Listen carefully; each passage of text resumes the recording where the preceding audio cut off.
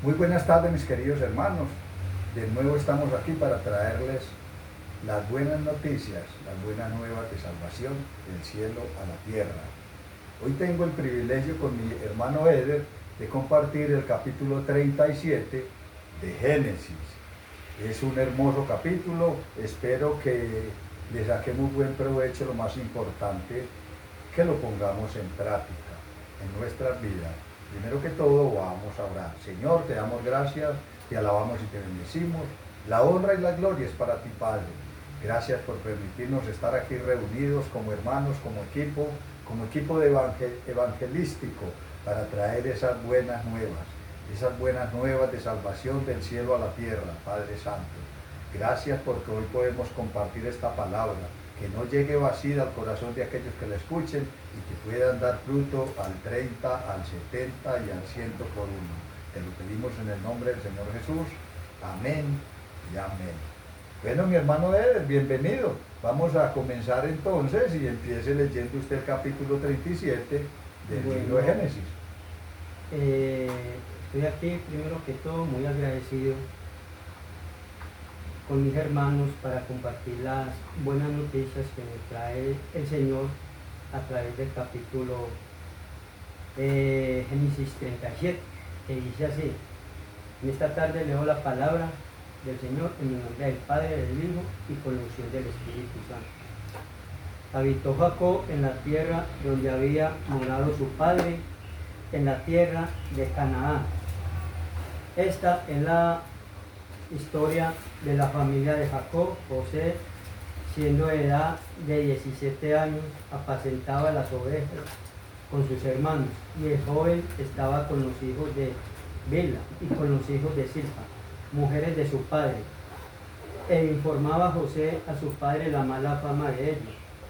Y amaba Israel a José más que a todos sus hijos, porque lo había tenido en su vejez. Y le hizo una túnica de diversos colores, y viendo sus hermanos que su padre lo amaba más que a todos, sus hermanos le aborrecían y no podían hablarle pacíficamente. Y soñó José un sueño y lo contó a sus hermanos, y ellos llegaron a aborrecerle más todavía. Y les dijo: oí ahora este sueño que he soñado. He aquí que atábamos manojos en medio del campo, y he aquí que mi manojo se levantaba y estaba derecho, y que vuestros manojos estaban alrededor y se inclinaban al mío. Les respondieron sus hermanos: ¿reinarás tú sobre nosotros, o señorarás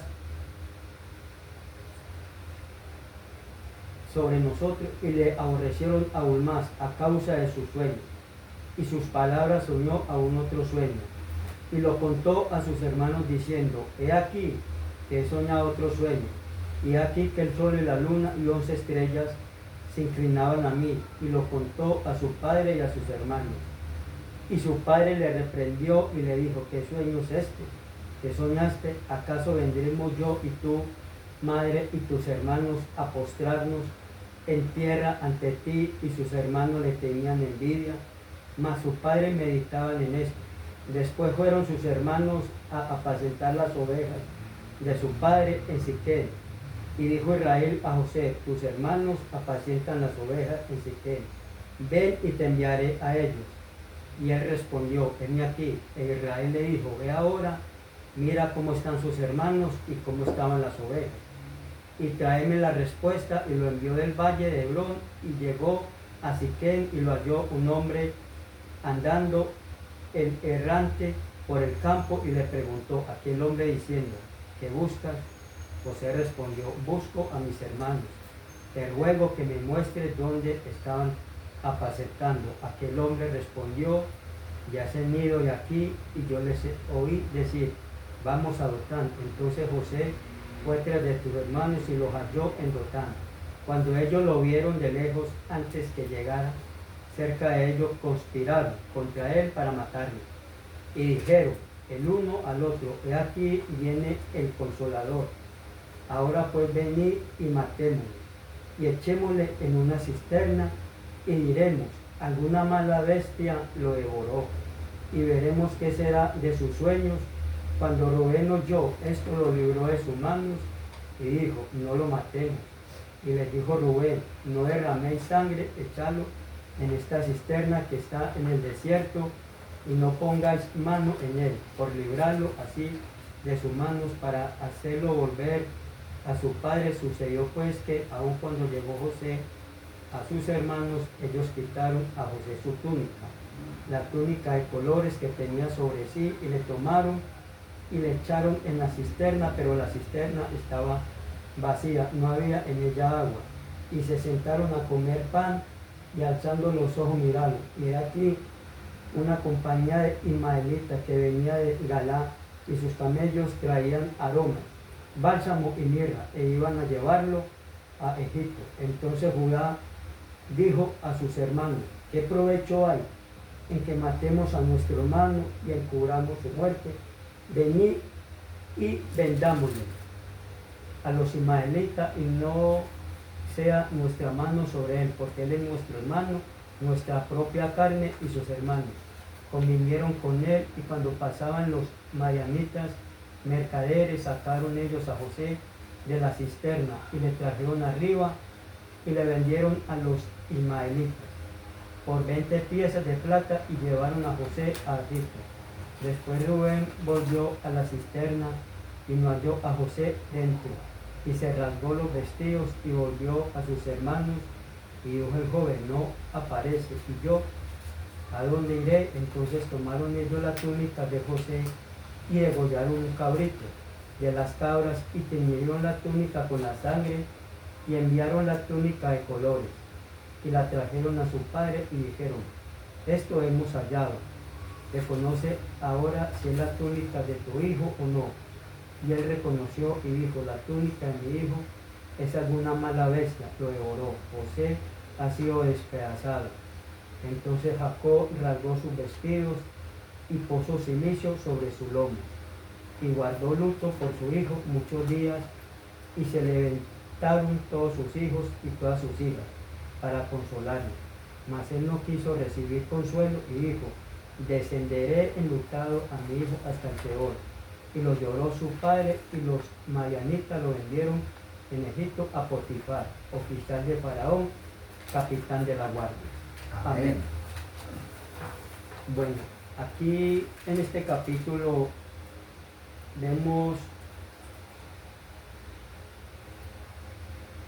el comienzo, el conflicto entre José y sus hermanos, el favoritismo, los sueños proféticos, los primeros versículos del 1 al 18. Aquí las buenas noticias es que este versículo nos habla sobre el favoritismo que existe el padre de Jacob hacia su hermano Jacob. Y esto lo hizo dándole una túnica de colores. Y esto provocó los celos y el resentimiento de sus hermanos. También vemos los sueños proféticos de José. José relató 2 sueños en los que sus hermanos y hasta sus padres se postraron ante él. Estos sueños indican un futuro de liderazgo de José para sus hermanos, que lo interpretan como arrogancia en el momento, aumentando su odio hacia él, y el comienzo de la traición, cuando Jacob envió a José a buscar a sus hermanos. Cuando lo ven llegar, ya esto en los capítulos del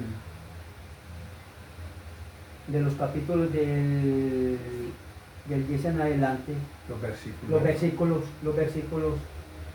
entonces los hermanos, cuando lo ven llegar, conspiraron contra él para matarlo. Hermano, es importante, sí, es importante ver lo que dice el hermano, o sea, la conspiración de estos hermanos contra José. Pero aplicándolo a nuestra vida ahora, nosotros vemos ahora que cuando sucede algo de esta forma, dentro de la familia nos escandalizamos. Pero vemos, hermano, que esto viene desde allá, desde que empezó a fundarse el pueblo de Israel, hermano, vienen estas cosas. O sea, se ve la envidia en rivalidad de hermanos contra hermanos. Dicen los estudiosos que José es como el espejo o como la representación del Señor Jesús, ¿cierto? Aquí vemos lo mismo que pasa con Jesús, o sea, es igualito. Cuando vino el Señor Jesús a esta tierra, sus hermanos, sus propios hermanos, también lo desecharon, hermano, y ninguno creía en él, y le hicieron la guerra. Y precisamente se dice que era porque José como que favorecía más a Jesús que a los otros hermanos.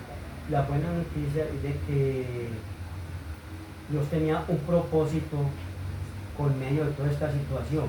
Claro, hermano. Con medio de toda esta situación y por medio de los sueños que él tuvo de los manojos. En Génesis 37, 5, 8, que dice: he aquí que atábamos manojos en medio del campo. Y he aquí que mi manojo se levanta y estaba derecho, y que vuestros manojos estaban alrededor y se inclinaban al mío. José y sus hermanos están representados por manojos de trigo. Amén. Por manojos de trigo. El manojo de José se levanta y los de sus hermanos se inclinarán ante él. Esto simboliza que José llegará a ser superior a sus hermanos. Amén. Y que ellos se someterán a él. En el momento, ellos no creyeron en él. Eso antes aumentó más el odio y la arrogancia hacia el hermano. Y el otro, segundo sueño, el sol, la luna y sus 11 estrellas, que se ve en el capítulo Génesis 37, 9, 11. He aquí que he soñado otro sueño, le dice a sus hermanos. Y aquí que el sol y la luna y 11 estrellas se inclinaban a mí. Históricamente, el sol representa a su padre Jacob. La luna representa a su madre. Y sus estrellas representan a sus 11 hermanos. Amén. Todos estos astros se postran ante José, indicando que toda familia llegará a reconocer su autoridad.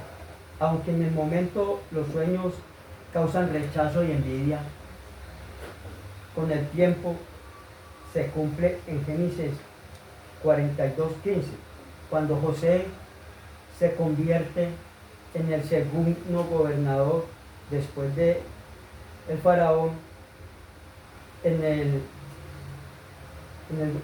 gobernador de Egipto. Amén. Entonces sus hermanos van a Egipto a buscar alimento. Y en el momento, cuando se postraron ante él, no lo reconocieron. Y su padre más adelante también se lo honra y lo honra como líder. Entonces, las buenas noticias es que la traición de los hermanos de José y el comienzo del cumplimiento de los sueños proféticos nos dejan unas enseñanzas proféticas, pero unas enseñanzas espirituales. Digamos, el favoritismo causa división. Y la enseñanza espiritual es que Dios nos llama a tratar a todos con igual, con justicia y con equidad y amor. La envidia puede llevar al pecado. La enseñanza espiritual es que la envidia, si no se controla, puede llevar a consecuencias destructivas.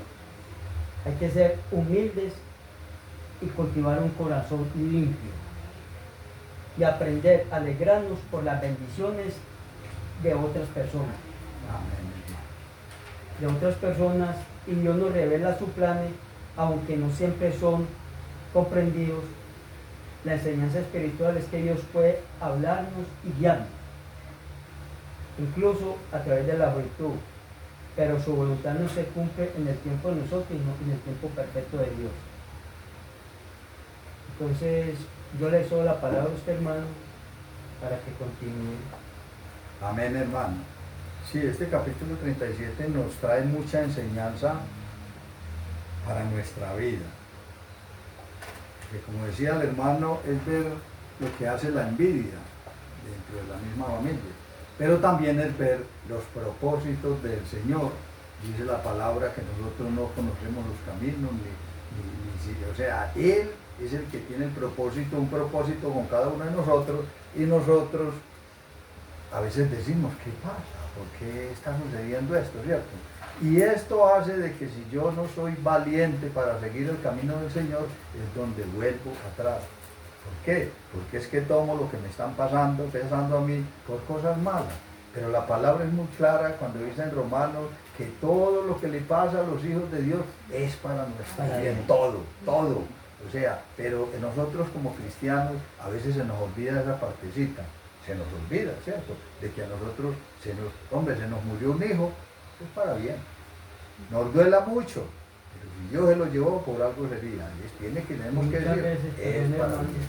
Muchas veces, hermano, nosotros como cristianos no entendemos por qué nos suceden cosas tan difíciles e injustas. Pero también aquí en esta palabra que nos da una buena noticia es que aún el Señor, en medio del dolor, Él se hace presente.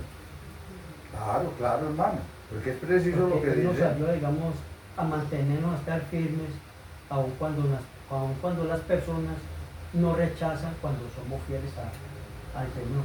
Precisamente eso fue lo que le pasó a José. José, a pesar de sus problemas, de que sus hermanos lo vendieron, él no se enojó ni se puso bravo con sus hermanos. ¿Y qué le pasó? Los llevaron hasta allá al faraón, al Potifar, lo vendieron, dice la palabra, que se lo vendieron a Potifar.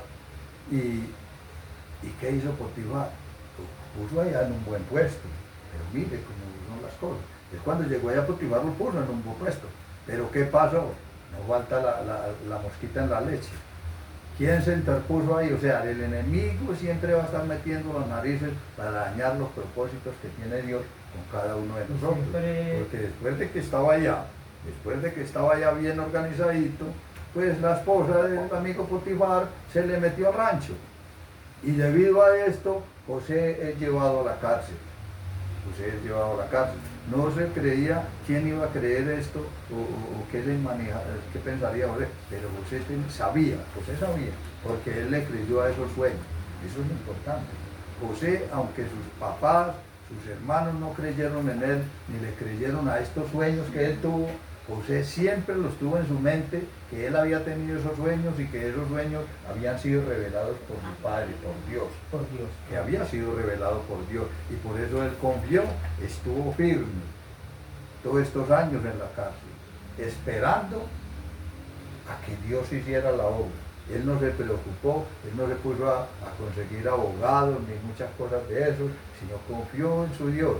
Y Dios, vemos que a lo último Dios le dio la victoria, fue sacado de allí y como decía usted ahora, lo colocó sobre todo el reino de Egipto. O sea, mis queridos hermanos, que esto para aplicarlo a nuestra vida, tenemos que confiar en nuestro Dios. Tenemos que saber que cada uno de nosotros tenemos un propósito de Dios en nuestra vida y que uno de los propósitos que Dios ha colocado en este ministerio es llevar estas buenas nuevas de salvación a toda persona que podamos, y le pedimos al Señor que nos dé esa fuerza, esa fortaleza para poder seguir su obra. Mi hermano, espíranos en oración. Señor, te damos gracias porque tu palabra nos trae verdad y propósito. Así es, Señor.